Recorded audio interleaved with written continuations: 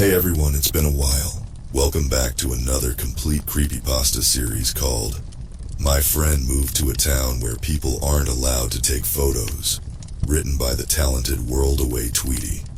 Show your support for the author by checking out the link in the description.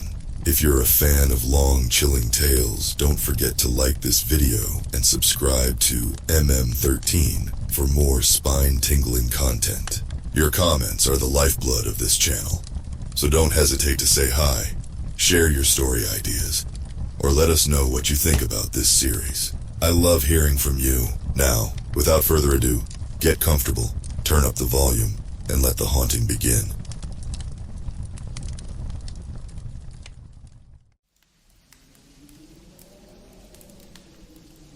A couple months ago, my best friend Bryce moved away to a town I'd never heard of before. He had just landed his dream job. It was gutting to say the last, but worse than that, he practically ghosted me after he left. I sent a few texts here and there, even rang him a few times, but heard nothing in return.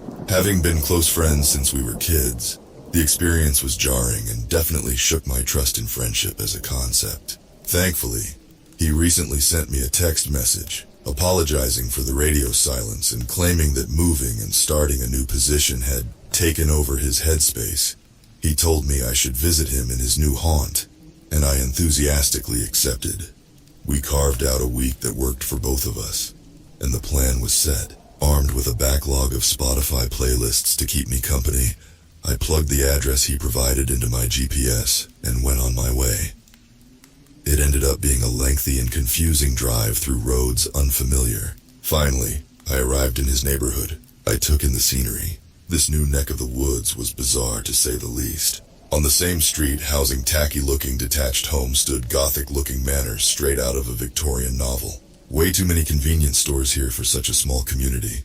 And did I mention the town center? Well, wouldn't you have it? It was a collection of skyscrapers piercing through the clouds that looked sleeker than anything I'd ever seen before in my city girl life. The town planner clearly had a fragmented personality. I pulled into the driveway of Bryce's fancy cottage. Really, Bryce? A cottage?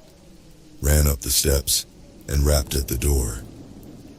He peeked out through his living room curtains, and ever the goofball I knew and loved shot me a puzzled look for minutes before he finally opened the door. I flung into him and gave my brother Bear a big hug. Dude seemed tense. "Friend," I exclaimed. "Rose, you're here," he replied. "Of course. Dude, you made us plan the trip down to the hour. You have gotten mad organized since we last spoke." I settled into the coziest couch I could find in his living room and let the snug air of his new place flood my senses. It was blissful. I had to admire what he'd done with the place. It felt like the culmination of years of settling in, not some place he had just signed a lease for. "Well," I started, "clearly you've struck it big with the new gig. All that's left for you now is finding a girlfriend, so you can do all that build-a-family nonsense everyone's always yapping about." "Yeah, hey, let me get you some coffee, all right?" He walked into the kitchen. More curt than I remembered him ever being. I wondered if the girlfriend comment threw him off. "It was just a joke, friend." He returned moments later, coffees in hand. He handed me one of the mugs, then sat opposite me on another sofa.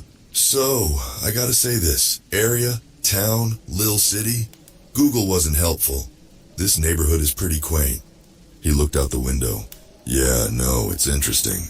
I waited for him to break from his stare. He wasn't being particularly hostly. I interrupted with more small talk. "Well, how are you settling in? How's life?" He leaned back in his seat and scratched the back of his head. "Yeah, I'm settling in fine. It's been busy. Definitely spend most of my time thinking about work." "Yeah, tell me more about that. You were pretty tight-lipped about it on text. Is the job everything you hoped it'd be?" "Not exactly." I poker-faced through the uncomfortable silence, hoping he'd say more. "Like," he finally continued, "it's definitely not what I studied. Nothing at all like what they pitched me either. It's pretty out there." "Well, what are you doing exactly?" He hesitated. I could tell he was escaping up into his head. I think my coffee needs a bit more cream. Barb B. He left the room again. Yes, he's the kind of guy to say the acronym out loud. I pondered in his absence. Dude was a secret super genius who could land a gig just about anywhere. A job that required him to move to the middle of nowhere and leave his loved ones behind had to be nothing short of astounding. But, hearing him now, he just seemed tired. Uninspired even. I wondered how long this move was really going to last. I stopped myself from ruminating further. This was too much honest reflection for what was supposed to be a vacation. A selfie was in order. I pulled out my phone, coffee in hand and Bryce's welcoming abode in the background.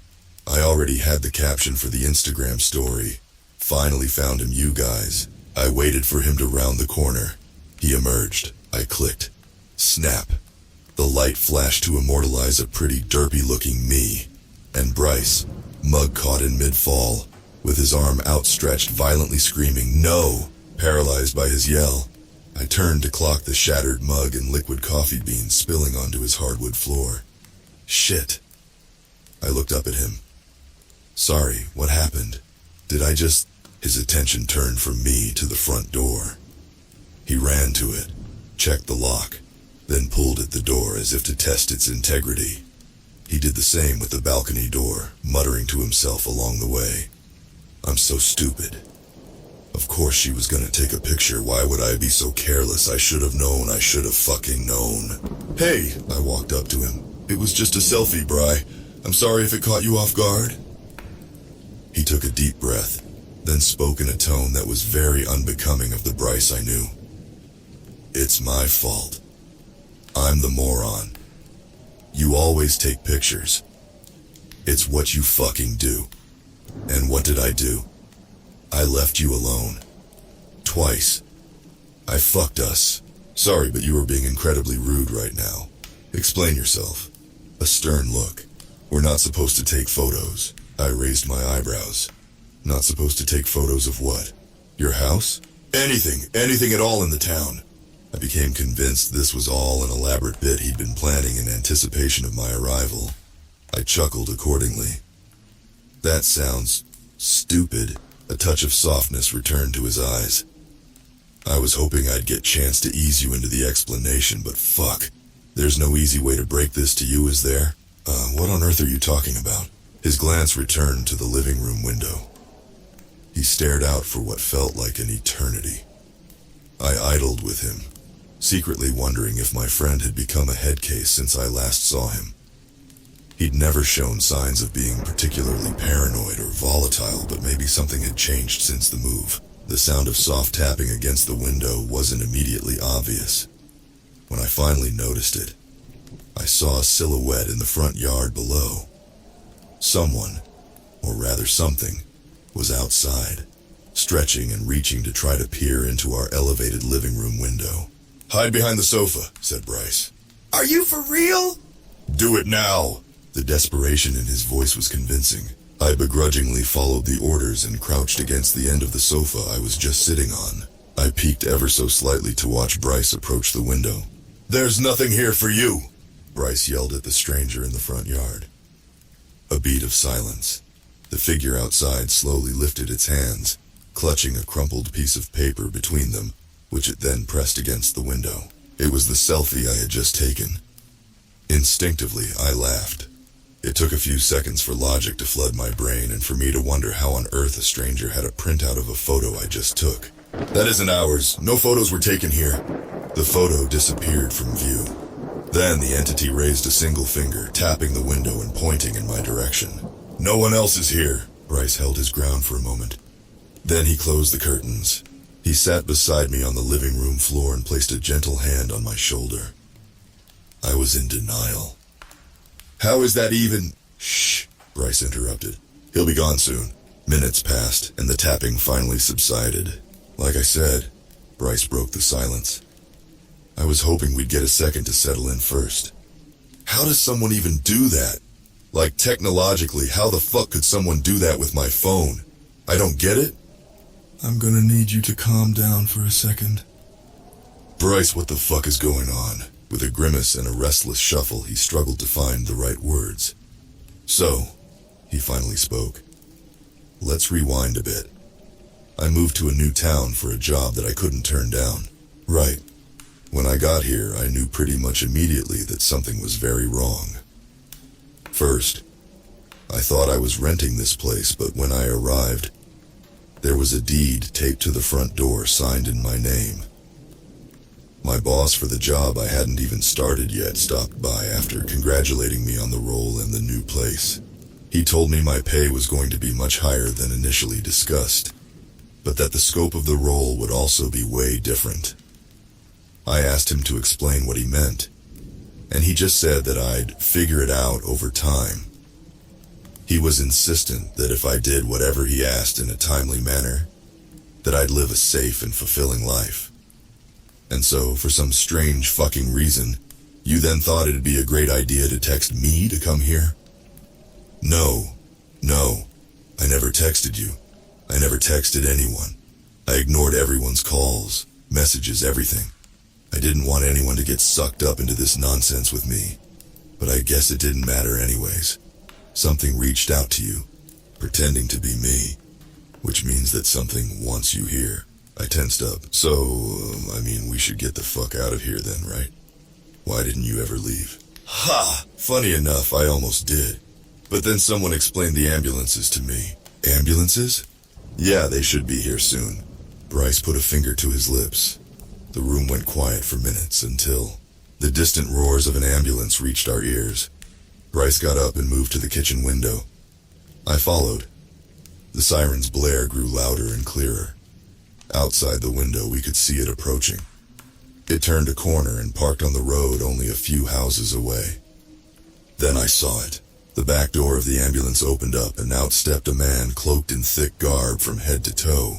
He pulled a stretcher out the back door, then another, then another. All of the stretchers had people on them. People whose heads had been completely pulverized. Clumps of crimson red flesh and cartilage where faces should have been. Once all of the stretchers had been pulled out and left on the road, the cloaked man re-entered the ambulance from the back, then closed the doors. The siren blasted again and the vehicle drove off. Bry, what the fuck? What the actual fuck? I am freaking the fuck out. Bryce just stared at the stretchers on the street. They were gently rolling off in different directions. "Aw, man," he said, noticing a particular demolished body on one of the stretchers. "I like that guy. We went grocery shopping together one time." "Who the fuck are those people?" "People who tried to leave. That's what happens to them." "And they're just left on the street?" "Sometimes. Other times they're brought to the incinerator, or buried or chopped up or occasionally dropped off at someone's house." I was on the verge of a full-blown panic attack. Instinctively, I pulled out my phone and queued up the numbers 911. Wait, Rose, you don't want to do that. Rose, stop." His words bounced right off me. My brain was on autopilot. My body was moving on its own now. I ran into one of the rooms, slammed the door shut, and then leaned against it. He knocked violently. "Rose, you don't know what you're doing. Please hang up, please." Everything was fine. I had a half-baked plan in mind. I would call the number, then ask the operator to transfer me to a different county, the NYPD. They'd know what to do. I hit call and waited for an answer. Finally, 911, what's your emergency?" "Hi," I replied. "I need to get connected to the closest police department outside this jurisdiction. Maybe New York's?" "Sure. Can you let me know what your emergency is?" Bryce pounded with even more force. "Yeah, so there was an ambulance. It stopped on our street. It had bodies in it. Dead bodies on stretchers that looked like they'd been completely fucked up. And then the bodies were just thrown on the street and..." "Right, and sorry, these were people who were trying to leave town?" "What? I'm sorry. Could you say that again?" "Yes. Were the bodies in the stretchers people who tried to leave the area?"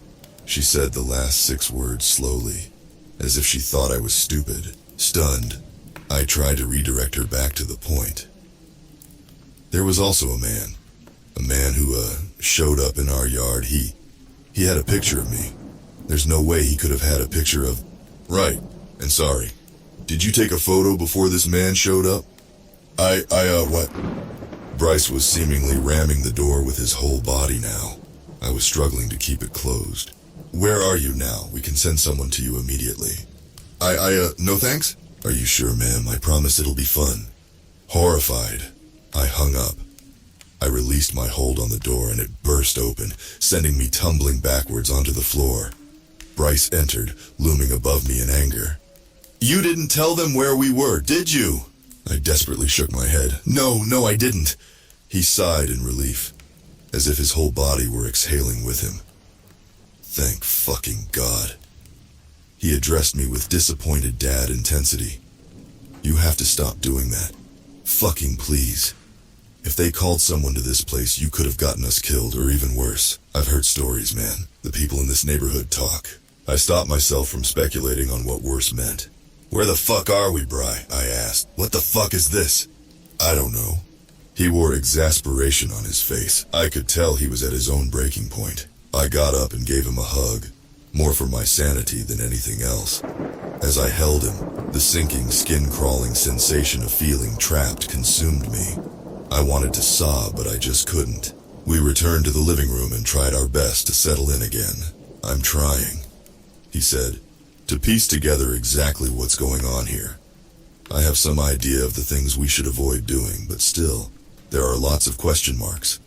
Uh-huh, I said nervously. I took a quick peek outside and spotted a sign. Shaped like an arrow pointing to the left, it read, "Exit this way." Before I could ask more questions, I heard his phone vibrate. He checked it, then sighed. They have another job for me, he said. Another job? Yeah, a task I was hoping I could avoid for some time. Wish me luck. He went back to his room. When he emerged, he was wearing a cloak not too dissimilar to the one the ambulance driver was wearing. He left some time ago now. He gave me some clear directives before stepping out. Keep the doors locked until he's back, and try not to panic. I'll try not to overthink the second one. He also showed me a special hand signal that he'd use when he comes back. He told me that I should, under no circumstances, open the door until he flashes the gesture. It's a good thing he told me. 'Cause only an hour after he left, it felt like he had already returned. He's standing at the door now, softly knocking while wearing a wide smile on his face. He hasn't flashed the signal yet, so I'll probably hold on letting him in. Imposter Bryce, as I've penned him, stuck around for a couple of hours before shuffling off to God knows where. Once he was gone, I took refuge in the bedroom that looked the least worn, and tried my best to get some shut-eye. Needless to say, I slept like the opposite of a baby. Ambulance sirens sung throughout the night. Occasional sounds of shuffling in the backyard bushes rang in my ear. Struggling to fall asleep, I got up to look out the bedroom window. Outside, the street was empty, save for a man a block away hugging a lamppost and looking right up at me. Fucking hell. The night and my attempts to rest became a blurry, half-awake, half-asleep haze. Eventually, the sound of knocking at the front door interrupted my drowsy nap. I left the bedroom, approached the sound, and looked through the door's peephole, expecting some horrifying sight or nightmarish creature. It was Bryce. He was flashing the same hand signal we'd agreed upon earlier. After a minute of gearing up, I accessed the bravery needed to open the door. He entered, and to my great relief, didn't shapeshift into a warlock and rip my face off. Cool of him. He didn't say much. Not even a hello. His face wore misery, and his weird, culty snuggy outfit had splatters of blood on it. He depressingly sauntered to his room, mumbling incoherently under his breath. Weirdly, having him home now was enough to temporarily override the PTSD I was feeling from the last 24 hours of mindfuck. I went back to the room, and within minutes, I was lights out. When I woke up, it felt like I'd emerged from the best sleep I'd ever had, to the point that it took me a good 20 seconds to remember exactly where I was, and for the misery to creep in. I looked at the clock and saw that the time was only 7:15 a.m. I was flabbergasted. No way that was only an hour of sleep. I entered the dining room. Bryce was already breakfast ready, Plates were set out on the table. Does time work differently here? I asked, taking a seat. Bryce sized up my outfit. I was still wearing my clothes from yesterday. I should have remembered to lend you some PJs. My bad. I grabbed a forkful of scrambled eggs. I was hoping he'd start curbing his habit of avoiding my questions. I took a bite. Not bad. Time, he ruminated. Not sure. There's enough weird stuff happening here that I don't really dwell on it. Fair enough, I said. So I was instructed to bring you with me to today's job. I almost spat egg all over the table. Bring me explicitly? Yep. He turned his phone around and leaned across the table to show me. Well, I'll be. There it was, wrapped in a gray bubble, the most recent text in a thread. This morning you will visit the Parker Group building and audit their operations. Bring Rosalind Beckett with you. I sighed. I assume I have to come because not following rules here is a bad idea. He shot me ungracefully with his finger guns. You're catching on, friendo. I decided not to protest. After yesterday's shenanigans, it was probably best I followed Bryce's lead. We promptly finished up breakfast. Bryce basically made a beeline to his car in the driveway after. Dude took his job seriously. I joined him outside, half afraid that a banshee would jump out of the bushes or something, but things were relatively tame actually. The only thing out of the ordinary was a gathering taking place in the Victorian mansion across the street from us. Through their window, I noticed a gallery of well-dressed socialites all sitting in a circle and reading a book together. A book club at this hour? I rode shotgun in Bryce's Audi. When the fuck did he get an Audi? As he drove us to the skyscrapers in the town center. So, what's the escape plan? I asked. I've always been particularly shit at small talk. I'm sorry? I'm assuming everyone in the town is trying to get the fuck out of Dodge. What's the strategy? Friendly reminder that your head gets pulverized if you try to escape, Rose. Or did you already forget about yesterday? Yeah, but isn't anyone theory crafting? Figuring out some way to break from this hellscape? I think we're all still in the learning how not to die phase of things, he replied. Disappointing. Is it only going to take me a few days to become just as resigned to things as Bryce is? I distracted myself from the melancholy by carefully eyeing the buildings we drove past. Library, convenience store, sex shop, convenience store, auto parts, steakhouse, convenience store. This place is fucking weird. So, I said, you ever been to this building before? Nope. Uh-huh. And what about auditing? That a thing you do regularly? First time. But you know what to do, right? Yep. I was given clear directions. Go inside. Tell them why we're visiting. Let them explain what they do.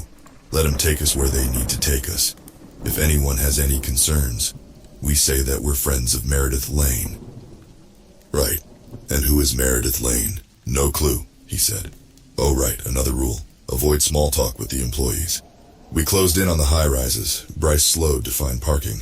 We stepped out of the car. The looming building ahead. We walked under the protective canopy as stone pillars framed our path. I noticed groups of people lurking behind the columns, peeking their heads out. Most glaring. Some smiling. Bryce, I'm kind of scut. Don't worry about them. They won't do anything.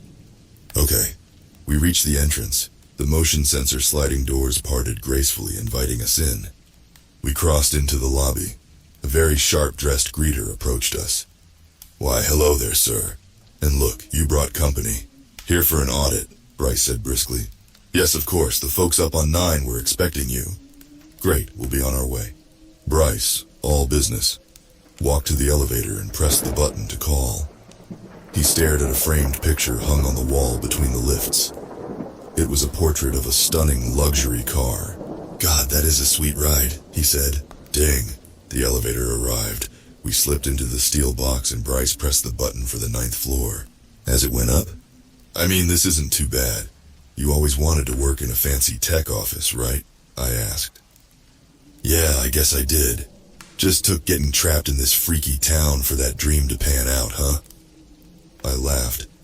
A little glimmer of our buddy cop dynamic was back, albeit under non-ideal circumstances.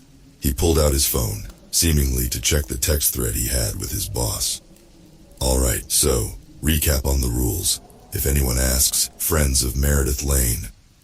Meredith Lane, I echoed. We'll explore. Ask the folks what they do. Go wherever they ask us to. We'll take notes. We won't make small talk with them. Pretty simple. Got it, I nodded. The lift trembled momentarily as it settled onto the 9th floor. Then, the doors opened. We emerged onto a floor that had pretty tacky-looking decor, I have to say. It looked dated, unbecoming of the prestigious-looking building it was housed in. We sauntered down the hallway, flanked by boardrooms on both sides. It sounded like busy meetings were underway. Bryce entered one of the rooms, seemingly at random. I trailed behind. Inside, a group of gentlemen, all dressed in pristine white shirts, black ties, and sharp dress pants, sat around an aged mahogany table. Looks like they all got the dress memo for today. They momentarily paused their discussion, looking up at us with puzzled stares. Here for the audit, Bryce announced curtly. Carry on. Bryce produced a small notebook and pen out of his coat pocket and began jotting down notes. The professionals hesitated briefly before resuming their conversation. So as I was saying, one of the men said, "We finished the design for the next convenience store." Murmured nods and hmms echoed around the table. "We need a clear, open road leading to the convenience store." Another contributed. "No congestion whatsoever. I'll oversee that."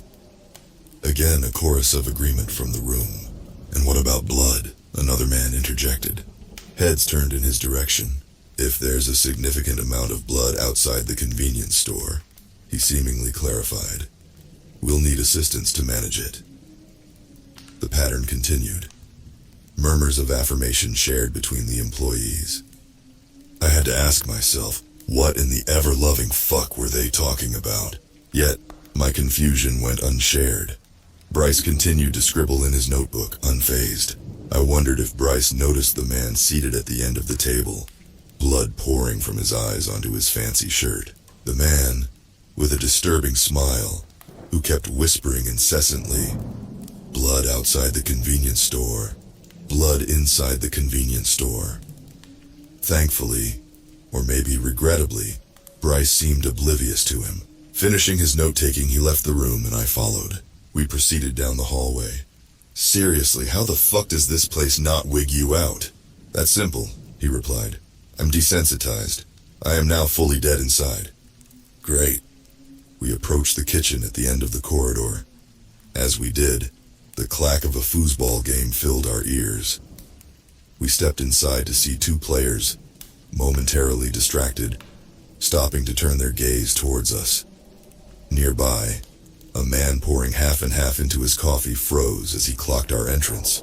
He started. "Here for an audit," Bryce cut in. Their eyes remained fixed on us, silent and questioning. "We're friends of Meredith Lane," Bryce clarified. Slowly the strangers chuckled, their laughter gradually escalating into a roar. "Yeah, right, friends with Meredith Lane," said one. "Yeah, you hate her," chimed another. "You despise her!" the man with the coffee creamer tagged. "What are they on about?"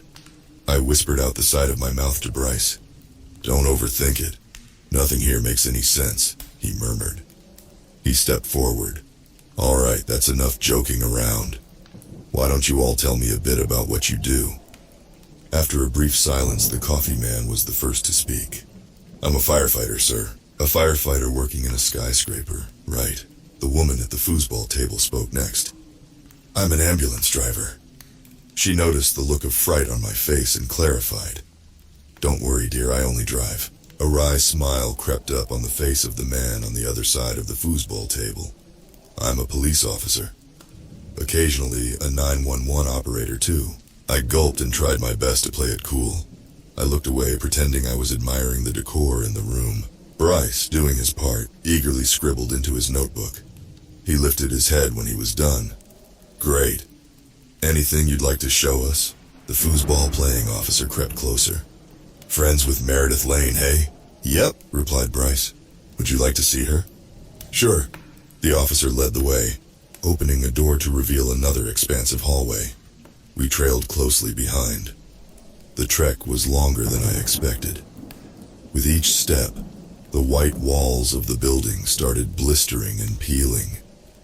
Deeper down the path, the overhead lights were now swaying and broken, casting red shadows onto the wall. Through the damp and moldy, we approached the end of this now dark corridor, reaching a heavy iron door that creaked slightly open.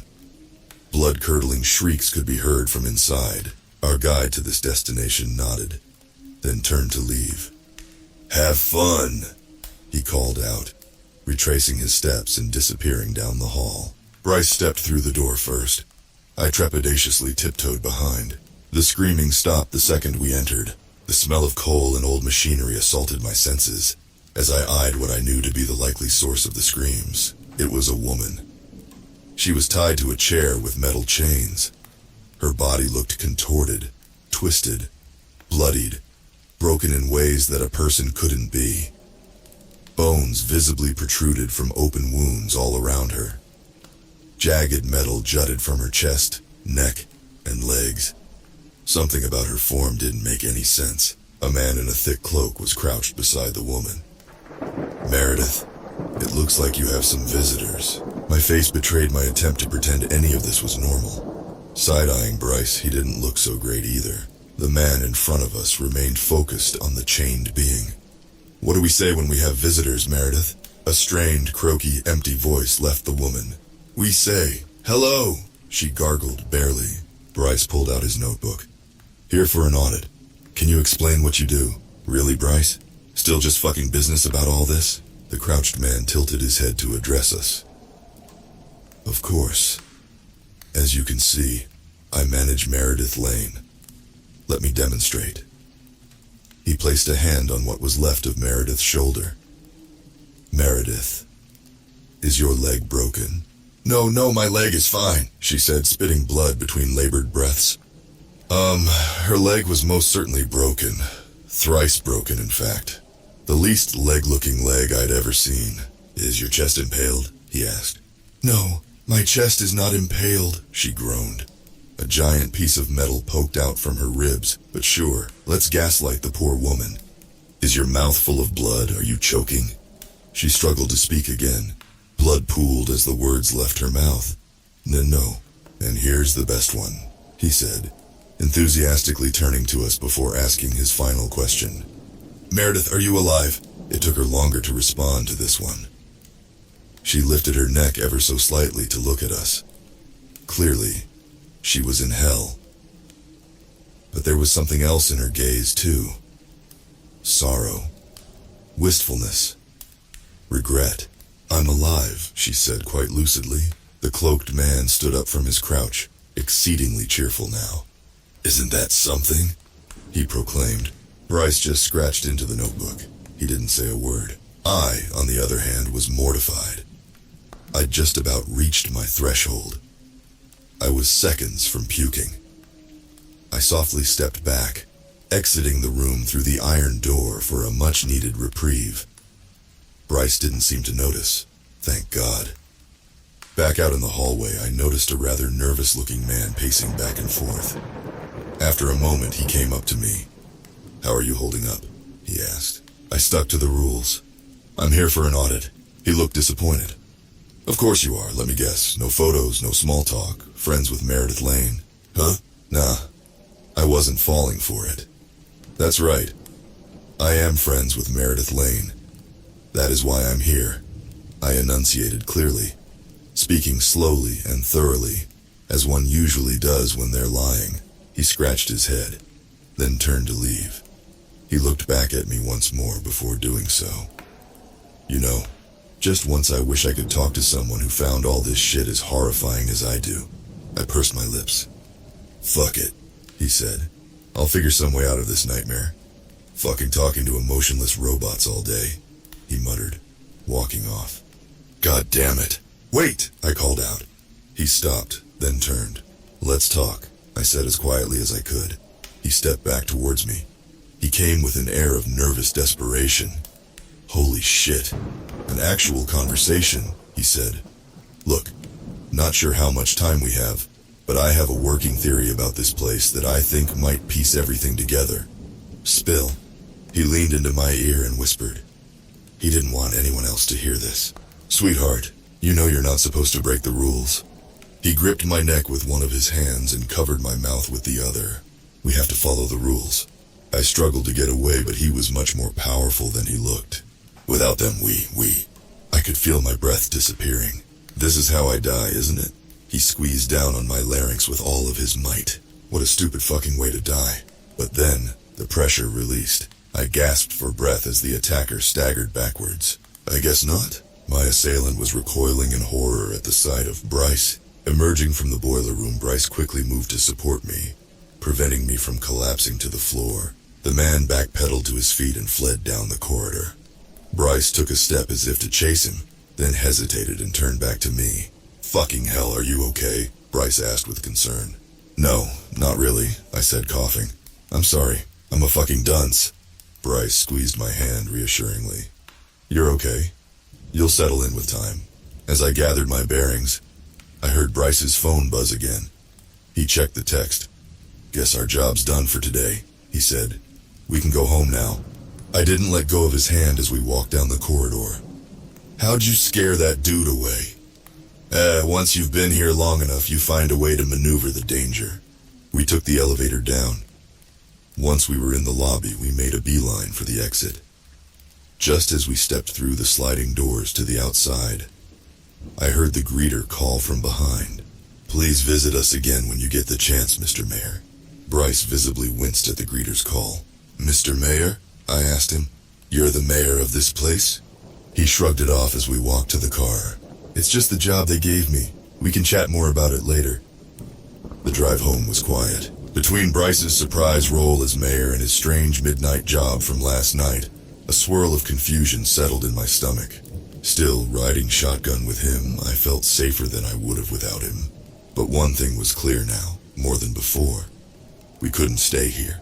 I needed to find a way out for us. When we got home, Bryce asked for a few hours to distress before my barrage of questions.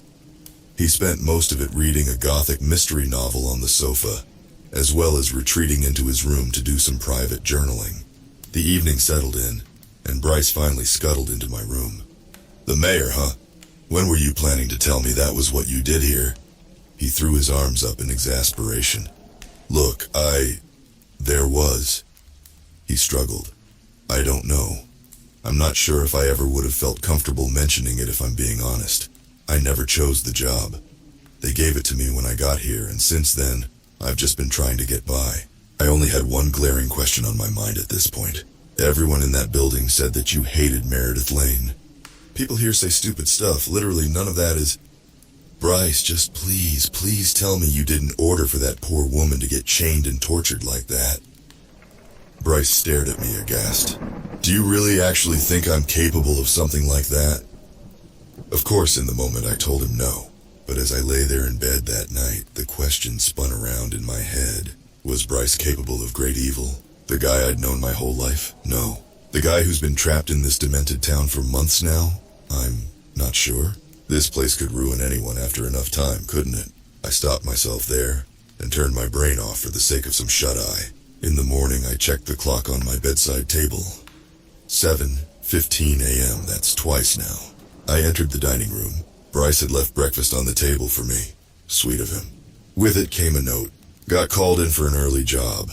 I'm helping make candles today, whatever that means here. I know it's in your DNA to be brash, but please don't do anything stupid while I'm gone. Stay home.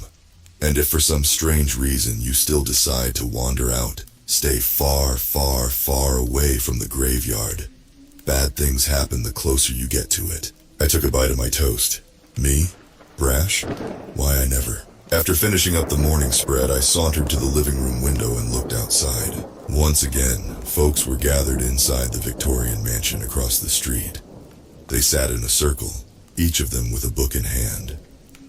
This time, however, their attention was focused on a TV in the room, something playing that I couldn't quite make out from my vantage point. Someone rose to turn the TV off, then they all looked at me in unison and smiled. What? Without missing a beat, they shifted their focus back to the books.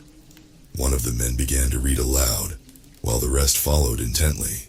Well, one thing was for certain. I'd rather be chained up like Meredith Lane than forced to join the disturbing reading group here. I pondered what to do with my day. Surely not everything in town was preposterously dangerous. At least one of the 80 or so convenience store clerks must have had some sort of insight on how to escape. Right? Wait, Bryce wasn't home. Again. And he had a journal. Did I dare? It would have been an invasion of privacy, sure. But you know, desperate times, desperate measures. Sometimes you gotta break some rules. Yada yada yada. I entered his room. After a bit of scanning, I located the journal that he'd stashed in one of his drawers. I flipped to the latest entry, hoping to find something interesting. At the top of the page was yesterday's date. Underneath, a few bullet points lazily scribbled. What was with the portrait of the car in the Parker building yesterday? Guy who attacked Rose looked familiar? Who is Meredith Lane? Why did I kind of like seeing her get tortured? What? The third line stunned me. Felt like a bullet had gone through my stomach. Suddenly, my pocket vibrated sharply. A text? I pulled my phone out and read the first new message I'd received since I'd arrived here. From a number I didn't recognize, it simply read, "Be outside in 1 minute. Your job for the day is 10 bodies. You have got to be fucking kidding me." Was this a test? Was I supposed to ignore it? Or was this a task I had to follow? Does this town really want me to kill people? A knock at the door, then another, and another. I stashed the journal back into the drawer, now with bigger fish to fry than figuring out Bryce's inner workings. I searched my mind for a smart thing to do here, and came up empty. Rudderless, I walked to the front door's peephole and checked outside. A man in a Hawaiian shirt stood idly at the door. He looked bored. Further out, an ambulance sat parked on the street. Is he gonna kill me? As if reading my mind, he spoke up. Not gonna kill you, newbie? I didn't respond. You're on the route today, he added. Could I actually trust him? He looked at his watch. Look, it's your life. Do what you gotta do. But bad things do happen when you turn down a job, so I'd strongly suggest. I swung the door open, raised my fists and shot him my meanest glare. That should scare him. He chuckled. It's gonna take more than a punch to kill me, I'm afraid. He pivoted and began descending the stairs. All right, let's head out. I followed him. He casually paced towards the ambulance's rear doors, opened them, and stepped inside. I peeked in behind him, anticipating the horrifying sight of piles and piles of dead bodies. Instead, the ambulance looked surprisingly ordinary. To the left, a white bench stretched along the wall. A rather striking woman was seated, dressed in a cloak that was all too familiar to me at this point. The Hawaiian-shirted man settled in beside her. On the opposite side, a pile of single-fold stretchers were haphazardly arranged against the wall. Dominating the center, a modest table was firmly anchored to the floor. Atop it sat an eye-catching candle and a worn black digital camera. I climbed into the back. Without missing a beat, the mystery man slipped on a cloak similar to the woman's and handed me another just like it. Your uniform for when you're on the job, he clarified. He shut the back doors, struck a match to light the candle, and moments later the vehicle set into motion. I begrudgingly put on the bulky cult outfit. Guess I'm part of the club now. Unsure of what to do next, I ran with an icebreaker. So, is our job, I said slowly, to, bash people's heads in or something? The man and woman looked at each other, eyebrows raised in shared bemusement. They started laughing. "Oh, you newcomers," the man said, wiping away a tear. "So good." "Yes," the woman tagged. "We use terrifying black magic rituals to punish all those who try to leave. And sometimes when the magic doesn't work, we resort to the ancient art of stick throwing." She nodded. Never underestimate a well-aimed twig. Dorky giggles permeated their sarcastic ribbing. It was annoying. "Look, clearly you two are having a ball right now, but can you just say it plainly? You don't kill people, right?" "Right," the woman responded more seriously. "Some of us just want to get through the cursed day and go home." "Fair enough, lady. It was an interesting ambulance ride. I learned their names, Matthias and Svetlana. They were a couple, actually. I'm ashamed that I only caught on once I saw them sneak a kiss. They spent most of the ride doing some pretty nonsensical stuff. With a deck of cards, they played a demented version of Go Fish that I couldn't fully understand the rules of. Later, Matthias broke into song, belting what sounded like 3 vaguely familiar pop tunes randomly mashed together. Svetlana knew it and sang along, which is I guess what mattered. Finally, Svetlana pitched a game where we would all ask each other increasingly personal questions. I bowed out, using the excuse that I was still jarred by the no small talk rule in the Parker Group building. The two of them passed questions back and forth. What's the funniest thing that's ever happened to you? When was the last time you felt super embarrassed? And then, rather innocently, from Svetlana to Matthias, what was the happiest moment of your life? He looked back at her wistfully. The day I met you. She held her hand to his cheek, and they shared a genuinely loving gaze. Barf, barf, barf, barf, barf, barf, barf. Too much. Please make it stop. The ambulance screeched to a halt. The driver called out, "All right, body retrieval, let's go." My colleagues shifted to a more somber tone. They opened the rear exit and stepped out. I followed. We had stopped at a house. There, on the grass before us, a man lay dead, a camera in his hand. His twisted neck, contorted body, and protruding bones gave me flashbacks to Meredith. 2 police officers stood over him. They regarded us as we walked up. "Took a photo of himself, sucker's way out," one said. The other officer chimed in. "You gotta question the logic. Did he think this would somehow be a shorter death?" The first mime taking a photo, voice high-pitched in imitation. He was probably like, this will be painless. Ha ha ha ha ha. Click! Ding! Wait, why am I not dead? Wait, what's that? Matthias pulled a stretcher from the ambulance, setting it next to the lifeless figure while the officers laughed. Together, he and Svetlana softly lifted the body onto it. "What the hell? Why are all of you so damn glum?" one of the officers said. He turned to me. You especially." Svetlana and Matthias lifted the stretcher and brought it into the ambulance. The officers closed their distance with me. "You're pretty tense," the second officer remarked. "Maybe living with the mayor is starting to take its toll on you." Matthias called from the ambulance. "All right, let's go, Rose." But I couldn't move. The collective stare of the officers had me petrified. The first officer leaned in closer. "I'm sure you know the mayor is terrified of cops, don't you? He has a whole page about it in that diary of his you snooped this morning. How could they possibly know?" "What? Do you not realize we see everything? Do you actually think your rule-breaking is going unnoticed?" I backed away from them as if they were 2 lurking panthers. No sudden movements. Calm. Deliberate. Any misstep could spell doom. Gently, I felt for the edge of the ambulance before hoisting myself through the rear doors. I closed them behind me. Mercifully, the ambulance rolled forward. I settled into my seat. As the fear subsided involuntarily, my eyes swelled up. Matthias placed a hand on my shoulder. Svetlana gently touched my arm. "Don't worry about those creeps," said Matthias. "Those shits won't do anything to you," she added. "They're just talk." I appreciated the gesture. Unfortunately, it was hard to feel great with the grim sight of a mangled corpse in front of us. Matthias shook his head at the sight. "Even with how hellish all of this is, I'll never understand doing something like that to yourself." Svetlana gazed at the stretcher, her eyes full of compassion. "Perhaps he just wasn't strong enough to handle it anymore." Matthias shrugged, despite some weak attempts at small talk from all 3 of us. It was hard to shake the dismal air now permeating the ambulance. The ride went on for a good while until... "Destination!" the driver called. The vehicle jolted to a stop. Svetlana pushed the doors open, revealing a vast forest expanse. The trees, though large, were spread out and sparse. In the distance, I spotted a thick white fog that seemingly stretched out into eternity. Were we at the edge of town? One by one, we exited the ambulance, our steps crunching on the leaves underneath. The rear doors had been left ajar.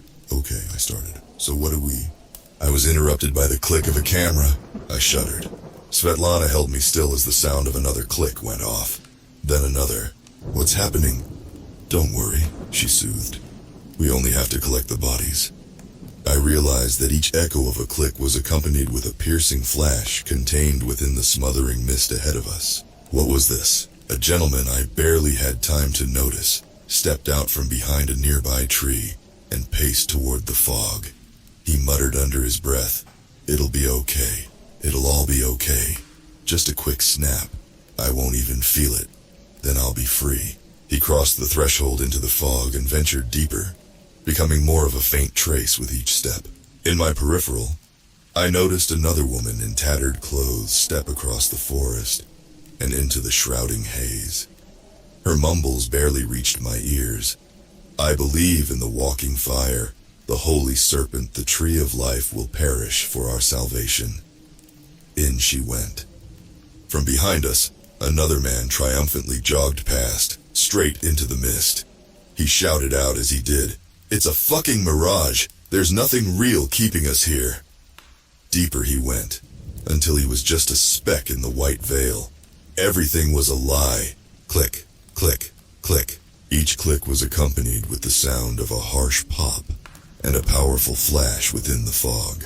The sound of bodies dropping, and then, as if they were the tide coming in, the bodies softly and effortlessly slid right out of the fog. Right in front of us now, bodies with pulverized heads. Like all the others I'd seen the ambulances drop off, I tried to process what I was seeing. Matthias, meanwhile, was all business. He pulled small stretchers out of the ambulance and began positioning them next to the bodies, sighing all the while. "Quota was 10, so this should be pretty quick," he said. I scanned the environment closely. Far off, more lifeless forms lay scattered. The clicks continued, lights flashing, bodies floating out of the fog. There were already way more than 10 dead here. Behind us, groups of people lurked behind trees, staring out into the abyss.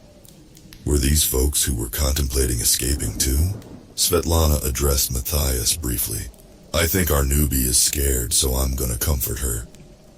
He nodded as she led me aside. "I'm not that scared," I started, but she shushed me. "I love you," she called out to Matthias. "Love you too," he responded, a tad absently, distracted by his work. What a pro. She pulled me away from the scene, to a looming tree beside the fog. "What is it?" I asked her. She pulled something out of her pocket and placed it in my hand. It was a sketch, a pencil drawing of Matthias. It was pretty good. I drew it for him one random night. I'm very grateful that sketches aren't illegal. A quiet laugh followed her words. I shot her a confused look. She smiled. "Please give it to him, okay?" Sure, I said on why. She took a deep breath, then turned around and disappeared into the fog. "Wait, what are you—" Click! She was close enough that I saw the flash cave in her head. Before she'd even hit the ground, her corpse was pulled out of the fog and brought to my feet. Fuck, fuck, fuck, fuck, fuck, fuck. In disbelief, I wandered back to Matthias. He was in the midst of loading another body into the already full-looking ambulance. "Finally deciding to help, eh?" he said, presumably hearing my steps. I couldn't say anything. He turned around in response to my silence. "Why are you crying?" I'd clearly forgotten how to talk. He walked up to me, his gaze lowering to the item in my hand. I passed it to him. A confused smile crossed his face. He lifted his head to peer over me. His eyes found Svetlana's body in the distance. He exhaled sharply. After a minute of stillness, he approached what was left of her. I placed my hand on his back and accompanied. Walking that small distance felt like a lifetime. Finally, she was in front of us. Matthias looked down at her lovingly. "She never isn't beautiful." The best I could muster up in response was a platitude. "She really loved you, you know." He scrunched up a smile, and I her. He stood. He put the sketch into his cloak pocket, then lovingly tapped it after placing. "So, the good news is, I've already loaded 8. I pray that Svetlana and I won't be too heavy," he said. And then, with a brisk pace, he walked into the fog. No, I chased behind him, crossing into the mist. I reached out to pull at his cloak, Please, please stop. Just wait a second. There has to be something you can do. There has to be something. I'm not even sure if he could hear me. Deeper still, he went. Deeper still, I followed. My words didn't even make any sense. What am I doing? This is insane. I extended out with all my might to pull him back. Please, you can't just give up. Click. And he was gone. And as his blood flickered onto me, I realized I was going to be next. There I was yet again, staring death in the face, whilst feeling nothing but confusion.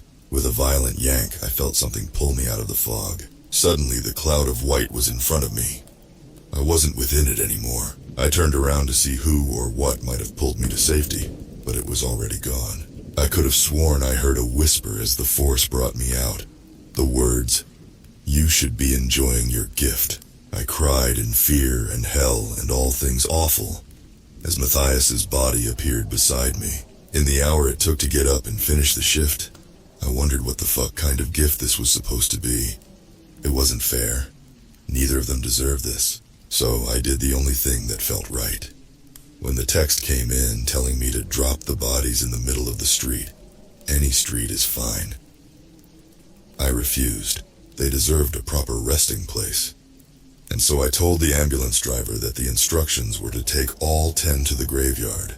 He seemed surprised, but he obliged anyway. It wasn't until halfway through burying the bodies that I remembered Bryce's warning about the graveyard. Though, to be honest, nothing out of the ordinary happened.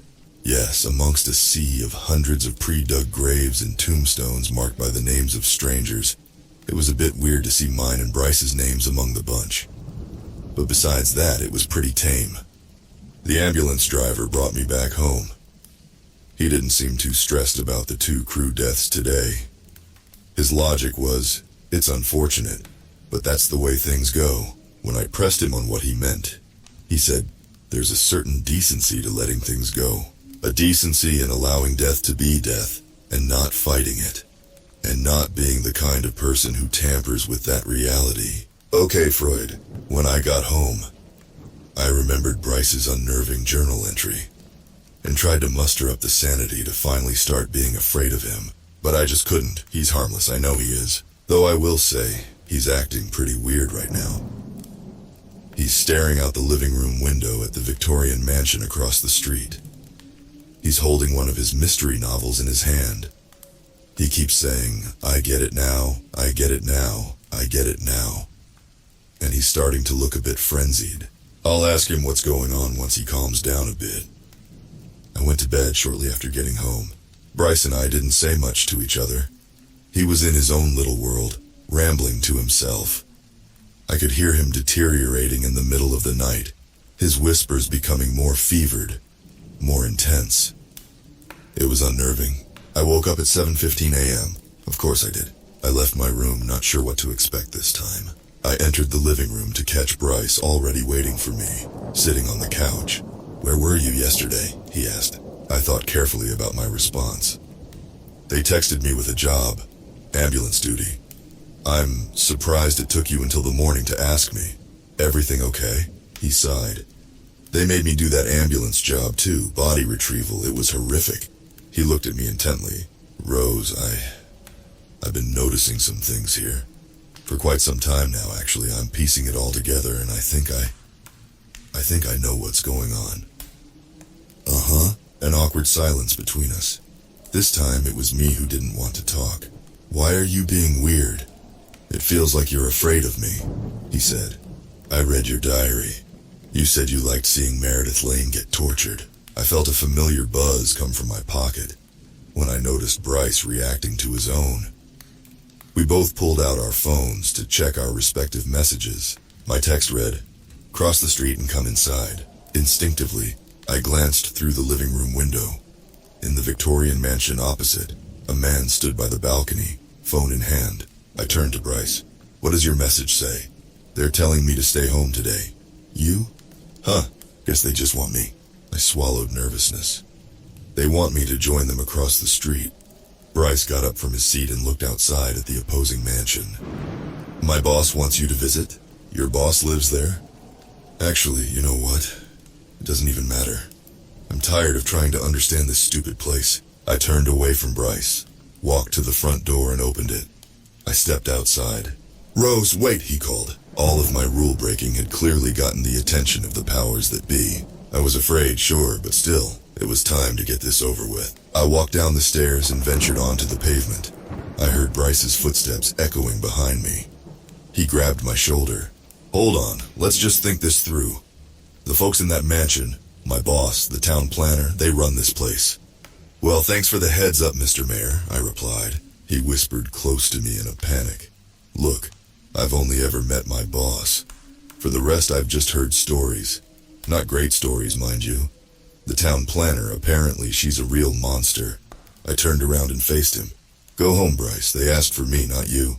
He stood resolute. "I'm coming." I shrugged. "Suit yourself." I inched up the stairs to the mansion. As I did, I looked through a nearby glass-paneled wall to notice that the creeps, socialites, were in the middle of their book club again. A room in broad daylight filled with lit candles, for some reason. I turned the unlocked knob and entered. Inside, the man who had stood by the balcony greeted me with an unsettling eagerness. "Rose," he said. "You know my name," I replied. "Of course you do. You've become quite the celebrity with your rule-breaking," he replied. His gaze lifted to Bryce. "I'm afraid you weren't included in the invitation." Bryce folded his arms. "Well, sorry, boss, but I'm coming in too." "Is that so?" the man replied. The man, Bryce's apparent boss, made way for me to enter, so I took it. He blocked Bryce's way, however, and the two of them exchanged increasingly heated words. I'd already tuned them out. I continued onward, deeper into the mansion. I followed the voice echoing through the halls, the sound of the book club reader, paired with the rustle of flipping pages.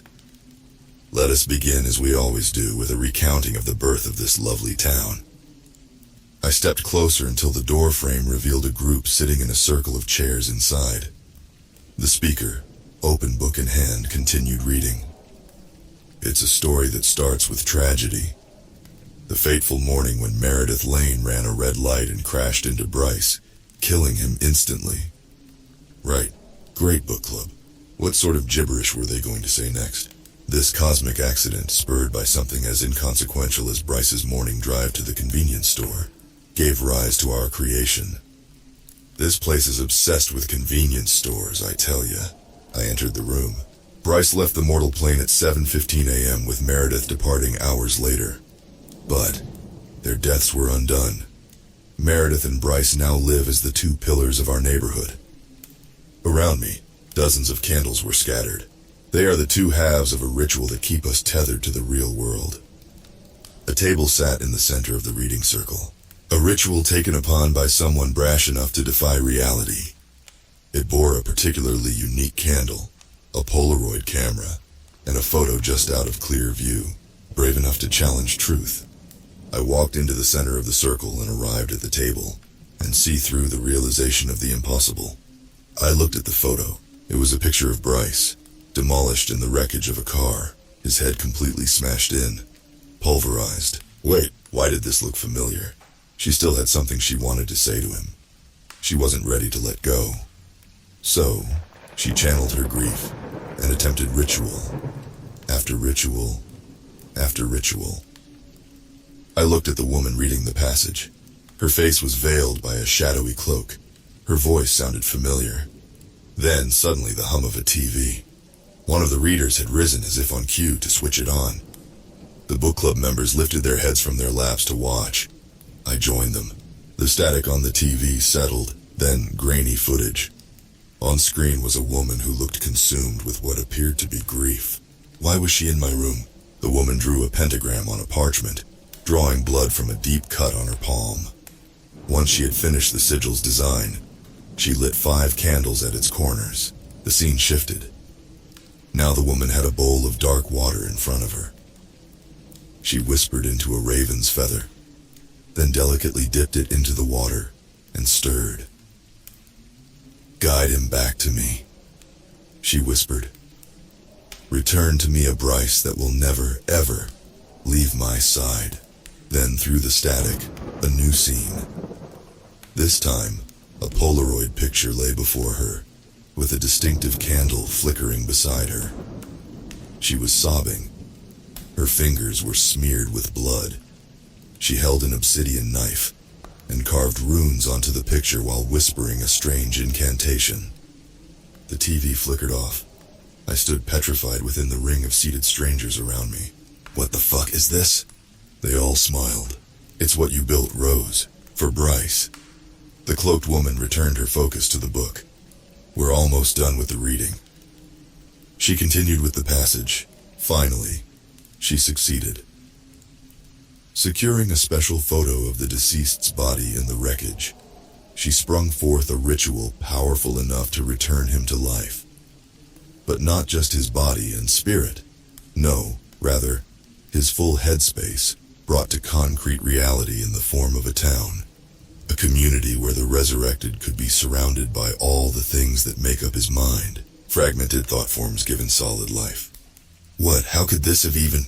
The enchantress who brought upon the ritual would be split into two. One half of her would go on forgetting this tragedy ever occurred, and would one day be called upon to enter into this constructed paradise. The other half of her, the one knowing the grief, would be born into this town to bring it to life. The reader shut her book. So did the others in the circle, the echo of steps pattering into the room. I turned to the source of the noise to see Bryce's boss, the man who had greeted us, holding an unconscious Bryce in his arms. What did you do to him?" I asked. The man shook his head. "Fear not, I merely subdued him. The only thing that can actually kill Bryce is the graveyard." He smiled at me. "Welcome, Rose, to your creation." The room broke into applause. "Of course," the man continued, placing Bryce's body gently on the floor. "It wasn't a singular effort." He stepped toward the woman in the cloak, the reader, and lifted the veil from her head. She looked identical to me. "I'd like to introduce you to today's very special reader. Our very own town planner," he said as the clapping persisted. "The architect who constructed this wonder of a community, building it using pieces of Bryce's headspace, and ratifying it with rules to protect our existence."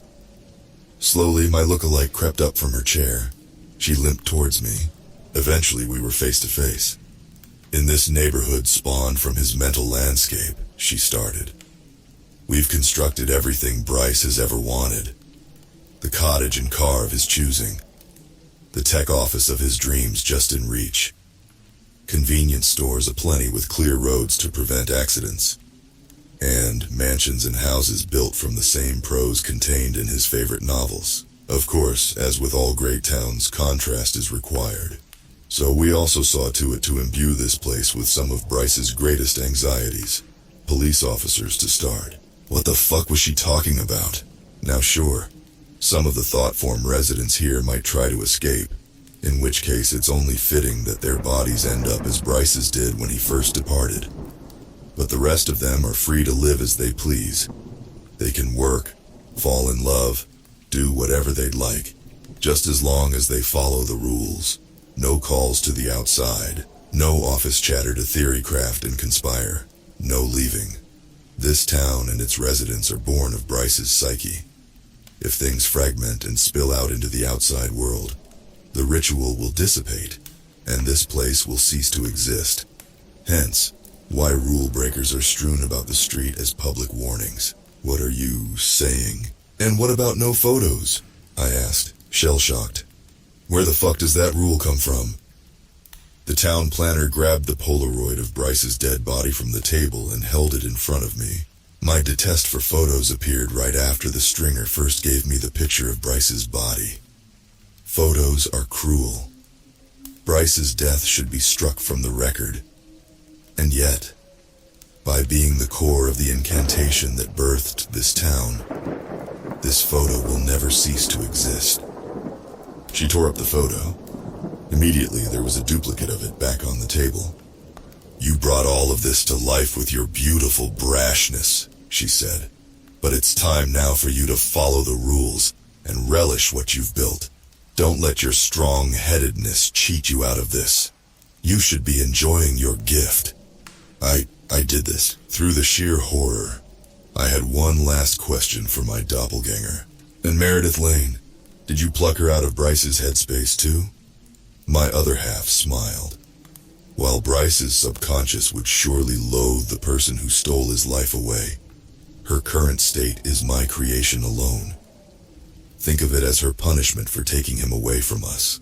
I looked down at Bryce's unconscious body on the floor. I couldn't let go, I said. And so, I brought him back into hell. I glared at the physical manifestation of my grief standing before me. Do you really think he's happy with any of this? She gazed at me tenderly. I'm sure, deep down, he's happy to be alive again. And by bringing him back, you gave life to so many others. To the residents here, you are the creator. You made this happen. The circle of strangers beamed smiles at me. Strangers? Who would kill me for breaking the rules of the town I brought to life with my selfishness? You're right, I started. I made this happen. I stood over a lit candle on the table. And so it's up to me to fix things. After all, the Lord giveth, and the Lord taketh away, right? I tipped the candle to the floor. A fire spilled onto the rug and spread. Immediately I moved from windowsill to shelves to mantels, knocking candle after candle to the ground, igniting patches of fire around the room. The members closed in to stop me. I grabbed their discarded books and hurled them into the flames to speed up the spread. I picked up a final book from the floor, already partially burning, and threw it across the room into another section of the manor. The residents scattered in their desperate attempts to quell the growing blaze. Amidst the chaos, I spotted my twin. I snatched the Polaroid from the table and tackled her to the ground. She struggled against me. But you worked so hard for this, she said. I forced the camera into her hands, turning it to face her as the fires drew near. We worked so hard for this, she continued. I forced her finger onto the shutter button and held it down. The lens pointed directly at her. Click. The light flashed to illuminate my other half. She looked weary, tired, broken. I left her as the flames spread. I got up, sprinted to Bryce, and shook him until his eyes fluttered open. He was weak and barely conscious, but was able to get to his feet with my help. He leaned on me for support. We escaped to the exit, when I noticed there was something already there. A creature tapping at the front door from outside. The same silhouette from the night I'd first arrived and snapped that selfie. I opened the door. She's just down the hall, I said.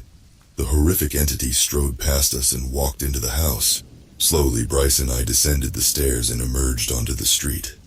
I held Bryce's hand as we walked down the middle of the road, stepping past the odd, dead body in a stretcher. Are we getting close? I asked him. Yeah, almost there. He lifted his head to the sky. I kept noticing. He started. Things from my past that shouldn't have been here. Random portraits of things I uniquely cared about. The faces of people from my past. Stuff from books I'd read. I wish that I could have pieced it all together sooner. There's no way you could have known. We kept walking. So why did you bring me back? He asked. Clearly because I've been in love with you my entire life. I think I just really missed you. Sorry. Bit of a dick move on my part. That's alright, I'm just excited to get some sleep now. We were closing in on the graveyard now. I could tell because the damage to his body was becoming more and more apparent. With each step, he looked more unrecognizable. See you on the other. We're almost there, buddy. Inside, I laid him in the grave that was marked with his name. He looked just like he did in that cursed photo. I looked at the grave beside his, marked with my name. One day, when it's time, I'll come back here. But for now, it was time to go. I had one more stop. Clearly, Bryce's demise had taken its toll on the town. There were fires everywhere, residents holding each other and crying, others standing like statues in the street, devoid of breath. I walked through the sliding doors of the Parker Group building. I took the elevator up to the 9th floor, then walked the corridor down to Meredith's dungeon. When I entered, her keeper was already leaning against the wall, coughing up blood. He didn't notice me enter. He was probably busy keeping himself from fading away. Meredith, I said. She lifted her head. Is your leg broken? Yeah. No, it's okay. You're safe with me. Is your leg broken? Maybe, is there a piece of metal lodged in your chest? No, there... Meredith, it's all right. You're not supposed to be here. You and I both know this. You were in an accident. She teared up. You didn't make it. No, I'm... Meredith, listen to me very closely. You've been dead for quite some time now, haven't you? She took a while to answer me.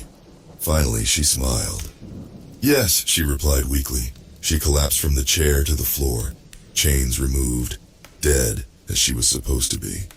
I made the long journey to the edge of the now empty town. I entered an ambulance that had been parked near the forest and drove into the night, further and further, until I was deep in the fog that had killed Matthias, Svetlana, and so many before it. The mist stretched long, but eventually, I was out, back on roads familiar, and with dense forests on either side of the road. I noticed something ahead in the distance. I steered closer and caught sight of Bryce walking by the side of the road. Or, Welp, the version of Bryce I'd encountered on my first night in town. The happy, smiling imposter Bryce who'd shown up at the house past midnight waiting outside the door. Stranger still was who he was holding in his arms. It was me, or the town planner me, my grief-stricken half, as I took in the morbid sight of them walking in the glow of the moonlight.